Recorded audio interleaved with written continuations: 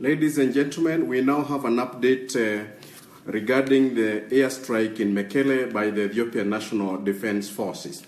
Apparently, the compound that has been hit by the Ethiopian National Defense Forces in Mekele, next to Mesfin Engineering Company, was being used by the TPLF to repair salvaged armored personnel carriers and other fighting vehicles and troop carriers. The compound was also being used to produce light weapons, mortars, and explosives. Equally, the TPLF has been using the compound as their storage yard for all the equipment that they captured, or rather they stole from the silos of the Ethiopian National Defence's Northern Command.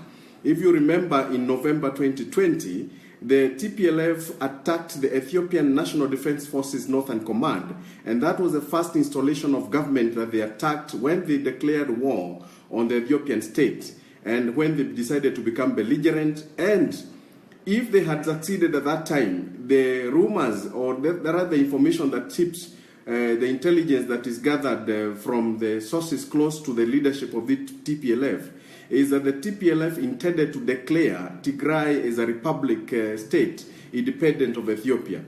Apparently, it appears that the TPLF has converted a lot of other installations, civilian installations in Mekele into the use of their military operations, thus endangering the lives of everybody who is connected with those installations, because civilian installations that are being used to house and to support the operations of military organizations become legitimate military targets and therefore subject to strikes like the ones we are seeing now in Mekele against certain targets by the Ethiopian National Defense Forces.